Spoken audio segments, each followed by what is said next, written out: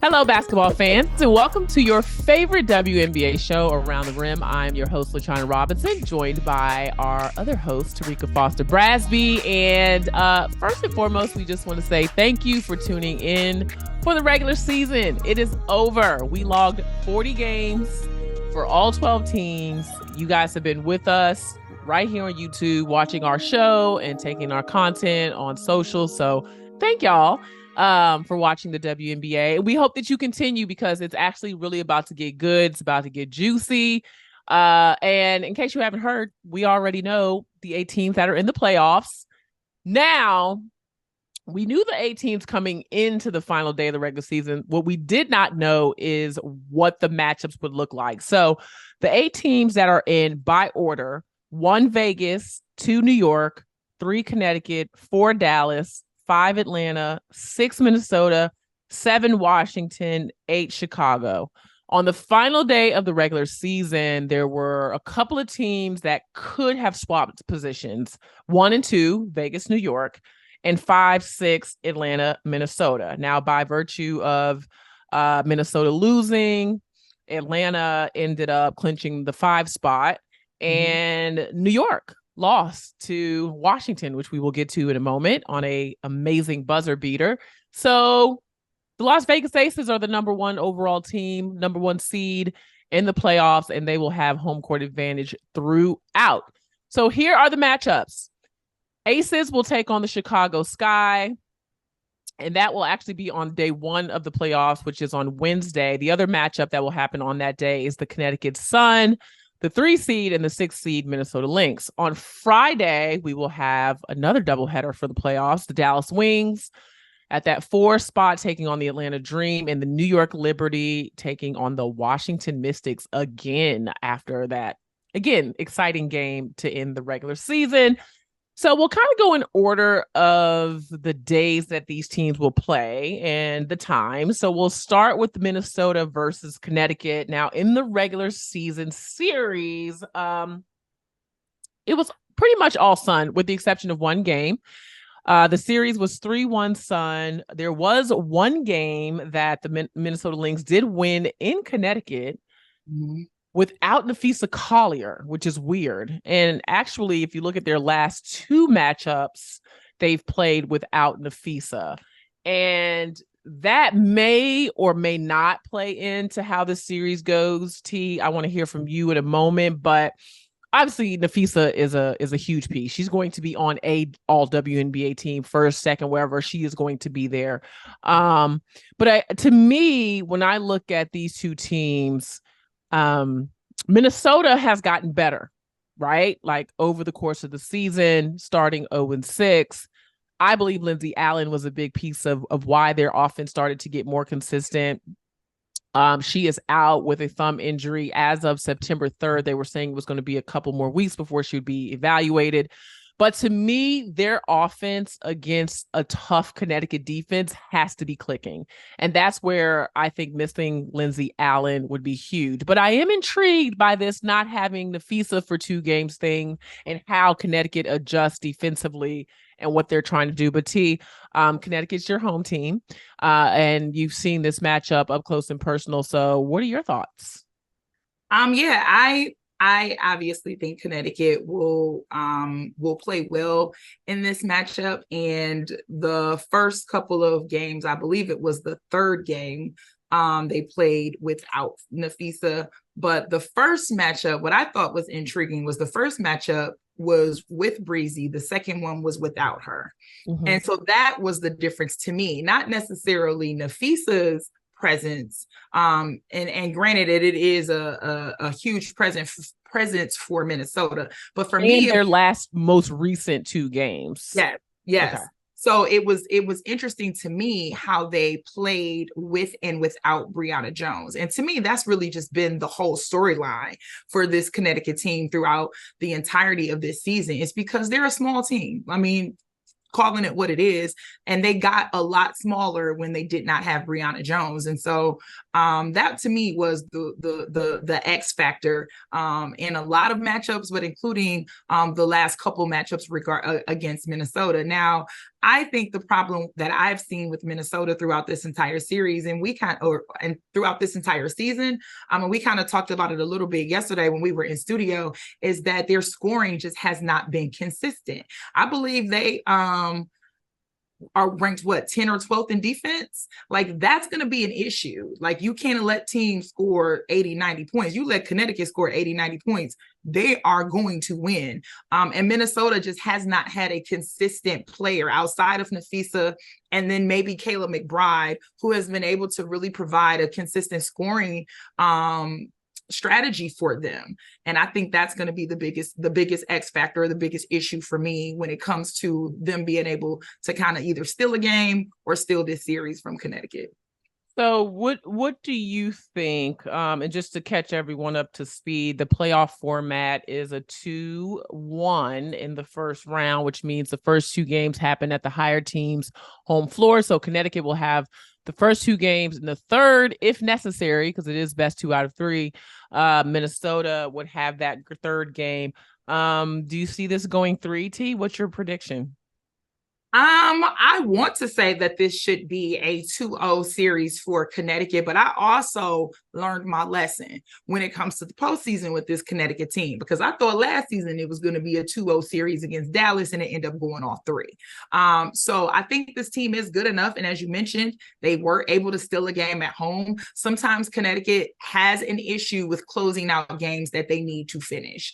It's not something that has happened often this season, but it's happened often enough against teams and I mean, New York is one of them. I think Chicago was another one. They ended up going into overtime yesterday. And I know that everybody didn't start and didn't play, but yeah, to me, like, that's the biggest thing. They don't always close. And one of the reasons that I feel they don't always close is because they have not always had consistency from their guards. It's been something all season long that Connecticut has struggled with. When you think about the teams in this league that have very good success against other teams, specifically down the stretch, is because they have very good, consistent guards. And NaTisha Hiedeman, I think, is incredible for what she has been able to do over the last 2 years, coming into this year with a little bit of a different mindset. Ty Harris, my God, that girl comes off the bench and produces big, but you need that game in and game out. So I'm really going to be looking at the guards, not only in this series, but moving forward. But that's just really going to be that's the thing for me. So I think if I'm breaking it down for keys for each team, for Minnesota, you're going to need to score and play some defense. And if you are Connecticut, you're going to have great guard play so that you can start and finish the game strong. That's going to be the interesting thing, quite honestly, for me with Connecticut throughout, is they don't have a true point guard. Alyssa Thomas steps into that spot, but, you know, NaTisha Hiedeman is more of a natural 2 guard, if you really want to look at it that way. So I'm interested how they will handle that in general. But I just want to make this last note on that series, that the last time these two teams played was August 1st. A lot can happen in a month and a half. And I would also like to point out that my pick for Coach of the Year, who is Stephanie White, matched up against Cheryl Reeve, is going to be the real matchup in this series, because you have 2 brilliant head coaches that will go head to head. So a lot to look forward to. All right, T, what's going on with Vegas, Chicago? Yeah, well, we got a little bit of an excitement towards the end of the regular season because, you know, heading into yesterday, it was still up for grabs who was going to lock down that number 1 seed, but Las Vegas definitely did walk away with it. And surprise, surprise, it is against the Chicago Sky, a team that entered into this season missing 5 stars from their championship team, and still managed to, throughout the change in roster, throughout the change in coaching staff, they still managed to pull out a win in order to secure the number 8 seed a couple of days ago. So they've been locked into that 8 seed for a few days now. With that being said, I think it's an interesting matchup. You feel like Las Vegas is a bit more vulnerable today than they were during the first day of the season, and even the first 3 months of the season. So I think that changes the outlook of what Las Vegas may be predicted to do throughout the playoffs, but I don't think it changes the prediction of many when it comes to this first round. So LaChina, what do you see as some interesting pieces to this first round matchup between Las Vegas and Chicago? Yeah, so Vegas won every game of the regular season in this matchup. What I will say is I'm impressed overall with Chicago. I am just like the job that Imre has done as the interim head coach cannot be overstated. I think they've won 5 of their last 8 games. Like, this team has no business being in here with all the roster changes, all the injuries, all the adversity. And I say that with all due respect, but I think they've continued to say we got a bunch of competitors and dogs on this team. So here we are. I'm actually looking at the final box score the last time they played, and we all know that Vegas's margin for error is very small without Candace Parker. But something that stood out to me from their last game, which was a 94-87 final score, the Sky actually won the first 2 quarters. And then here comes the Vegas Aces winning the second 2, 33 points in the third. You know, Marina Mabrey had 22. I think she has to have a very good offensive game. Courtney Williams has been exceptional in delivering the basketball this year. That has to continue. But to me, Chicago is one of the best shot blocking teams in the W. I don't know where we ended in the final standings with blocking rankings, but they are either 1 or 2. Can Elizabeth Williams and company give A'ja Wilson any trouble? Can they control the glass? You know, they did out rebound Vegas by 1 in this matchup. A'ja was 9 for 16, had 18 points, 10 rebounds. But to me, I think Elizabeth Williams has the ability to be an exceptional defender. And can they utilize that shot blocking ability? Alana Smith, Birch, whoever else gets in there to slow down A'ja and to control the glass. Those are 2 things I think that could give a Chicago a chance. But other than that, they ain't got a chance.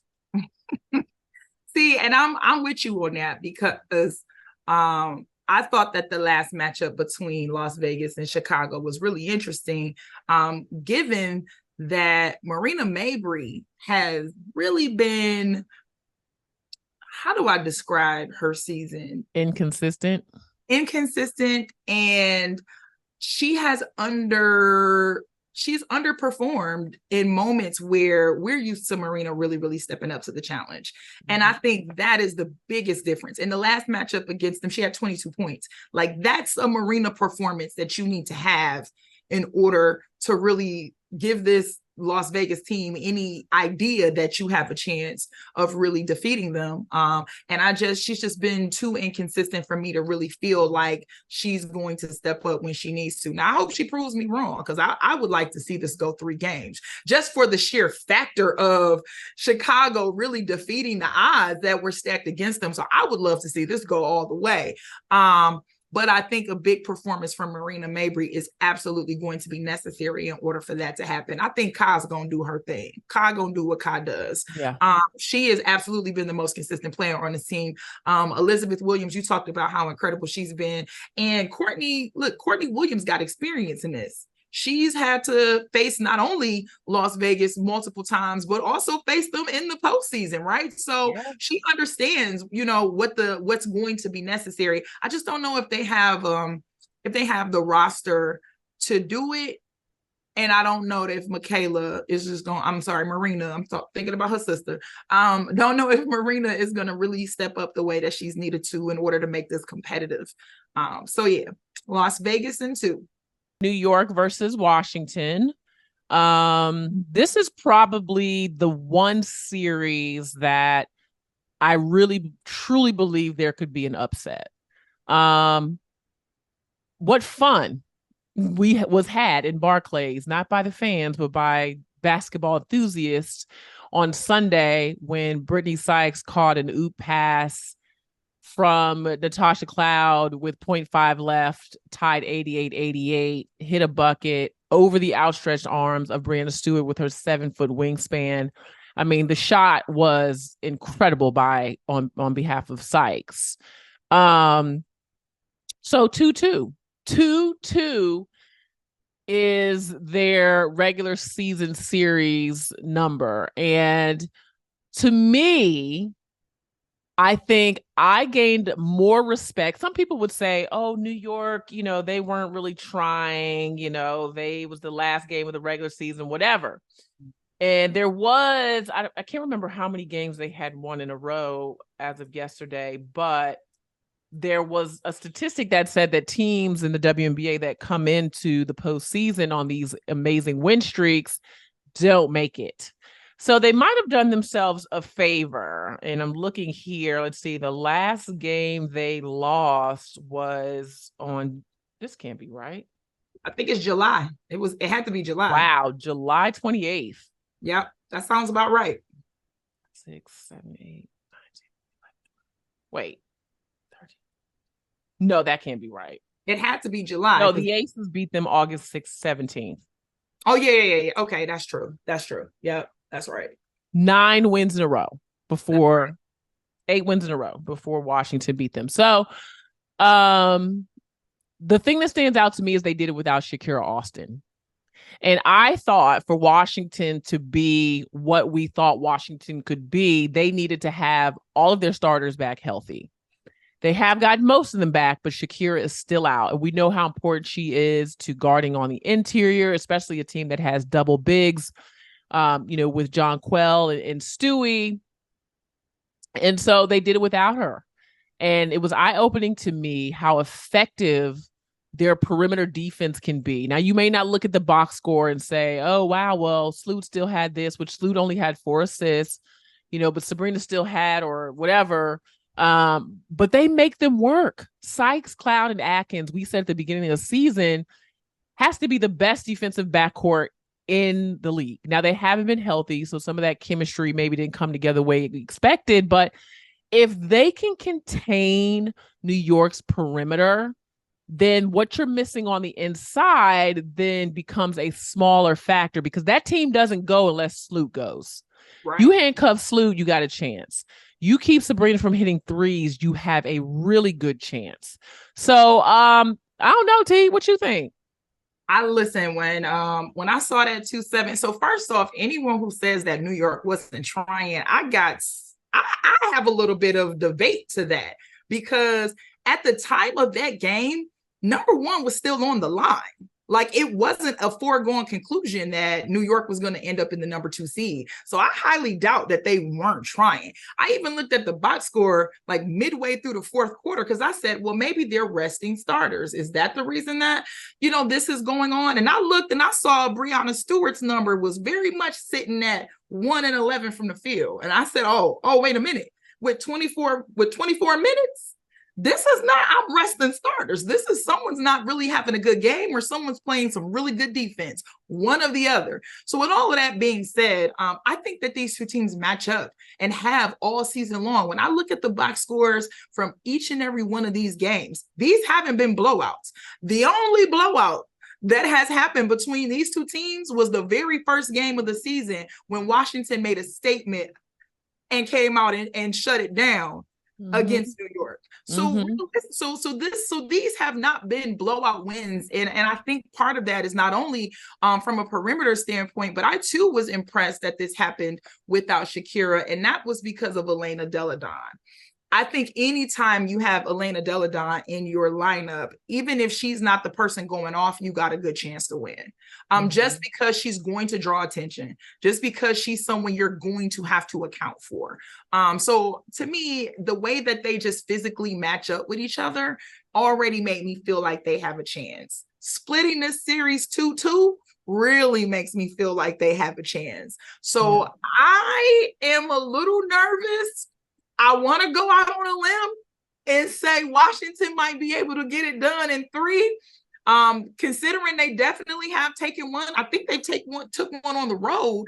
Well, yeah, the one yesterday was in Barclays. So yeah, it was on the road. So I want to go out on a limb and say Washington in 3, but I reserve the right to change my mind Wednesday morning before the game actually starts. Well, listen, I don't think anyone would blame you. And I do want to give a shout out to Brittany Sykes and Natasha Cloud. Like, they have been outstanding. Cloud yesterday had 17 points, 6 rebounds, 5 assists. Brittany Sykes had the game winner on top of 20 points, 7 rebounds, 6 assists. I mean, they're putting up crazy numbers, and they're the reason why Washington is even in the playoffs. So I hope that we have a fun series, but boy, how this whole thing would change if New York doesn't make it out of the first round. This whole thing is gonna change for real if Shakira Austin somehow is able to come back. I know she re-aggravated her hip, so she's missed the last couple of games, but if Shakira Austin is some way able to provide a good 10 or 15 minutes in a matchup, that changes this series tremendously to me. Yeah, I'm with you. All right, our final series is the Dallas Wings against the Atlanta Dream. Atlanta is 0-for on the season against Dallas, 0-for-3. They played on the last day of the regular season, so Atlanta had an opportunity at home to maybe get some momentum and some confidence against this team. Did not happen. What stands out to me in these matchups is just the fact that Dallas can score 94 points in that final game on Sunday, shooting 50% on 94 points. It's crazy. 85 points in their first matchup, including Satu having 25 and Enrique having 27. Also, Enrique had 32 yesterday. So somebody has to get a hold of Agumbawale. And they had 85 points in their matchup on June 20th. But the other thing that stands out to me is the rebound margin. Plus 13th on the 20th. Atlanta actually outscored them in the first game of the regular season on the boards, out rebounded them plus 5. And then yesterday, Atlanta again out rebounded plus 15. This is going to come down to the glass. And this is what makes Dallas so difficult to play, because they have size and they can rebound at every position. When Satu is at the 3 and they're big at the 5 and they have Natasha Howard, like, that is what is giving people fits. That's why no one wants to play Dallas, because you can't put 6-7 on the floor, not once, but twice, the way they can with McCowan and Kalani Brown. So I don't know. Like, I see where you're coming from in terms of their numbers against each other, but I think that this is absolutely going to come down to defense. Because if you're looking at their teams as a whole, they're not too far off in numbers when it comes to scoring and rebounds. Now, against each other, again, I get that makes the biggest difference because that's who they're going to have to play. But overall, as a team, they have the ability, which is very similar. But the difference is in defense.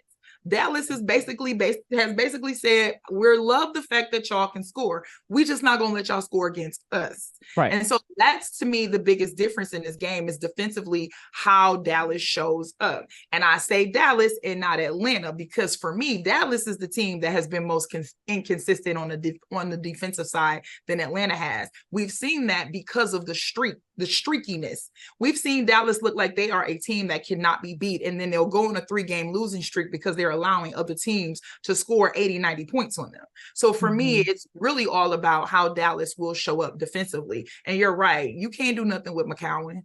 You can't. Cheyenne Parker should be able to do something with McCowan. She should be able to. Giving up 3 inches and I don't know how much. I mean, it's tough. I'm going to be honest. It's tough. She should. But to me, it's all about it. I think Dallas takes the series 2-0. But I don't think it will be as easy in the second game as it will be in the first. I think Dallas is going to come out firing in that first game against Atlanta. Here's what helps Atlanta. They are the best team, 1 or 2, at getting to the free throw line. They got to take somebody out. Like, they got to get somebody in foul trouble early in that game, whether it's Satu or Natasha Howard or Enrique. They have to do something that impacts Dallas's lineup in a way that makes it tough for them to recover. That is what they have to do, which means they have to play with a very aggressive mindset. But again, I go back to the boards. I think that's it. All right, guys, we got to go. But just a reminder, Wednesday kicks off the playoffs. We actually have a countdown show at 7:00. Y'all better watch that on ESPN2, followed by Minnesota, Connecticut at 8, and Vegas, Chicago at 10 on ESPN. These are Eastern Standard Time. And then Friday, Washington, New York. Better tune in for that one on ESPN2, 7:30 p.m. And then Atlanta, Dallas at 9:30 on ESPN2. And as always, you can find us at Around the Rim on Twitter. Terrika is at She Knows Sports. I am at LaChina Robinson. So we will see you guys again next week for another episode. Peace out.